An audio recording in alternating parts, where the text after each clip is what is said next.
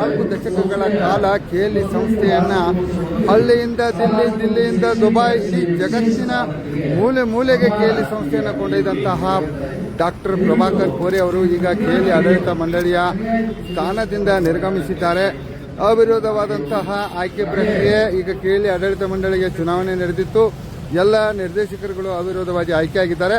ಆದರೆ ಪ್ರಭಾಕರ್ ಕೋರೆ ಅವರು ಆಡಳಿತ ಮಂಡಳಿಯ ಸದಸ್ಯರಾಗಿ ಆಯ್ಕೆಯಾಗಿಲ್ಲ, ಆಡಳಿತ ಮಂಡಳಿಯಿಂದ ದೂರ ಉಳಿದಿದ್ದಾರೆ. ಹೀಗಾಗಿ 4 ದಶಕಗಳ ಕಾಲ ಸಂಸ್ಥೆಯನ್ನು ಕಟ್ಟುಬಡಿಸಿದಂತಹ ಕೀರ್ತಿ ಡಾಕ್ಟರ್ ಪ್ರಭಾಕರ್ ಕೋರೆ ಅವರಿಗೆ ಸಲ್ತದೆ. KLE ಅಂದರೆ ಪ್ರಭಾಕರ್ ಕೋರೆ, ಪ್ರಭಾಕರ್ ಕೋರೆ ಅಂದರೆ KLE ಅನ್ನುವಂತಹ ಮಾತಿತ್ತು. ಸಪ್ತ ಋಷಿಗಳು ಮಾಡಿದಂತಹ ದಾನವನ್ನ ಸದುಪಯೋಗಪಡಿಸಿಕೊಂಡು ಆ ಸಪ್ತ ಋಷಿಗಳು ಕಟ್ಟಿದಂತಹ ಸಂಸ್ಥೆಯನ್ನ ಜಗತ್ತಿನ ಮೂಲೆ ಮೂಲೆಗೆ ತಲುಪಿಸಿ ಈ ದೇಶದ, ಈ ನಾಡಿನ ಮತ್ತು ಜೊತೆಗೆ ಬೆಳಗಾವಿಯ ಕೀರ್ತಿಯನ್ನು ಬೆಳಗಿದಂತಹ ಡಾಕ್ಟರ್ ಪ್ರಭಾಕರ್ ಕೋರೆ ಈಗ KLE ಆಡಳಿತ ಮಂಡಳಿಯ ಆಡಳಿತದಿಂದ ದೂರ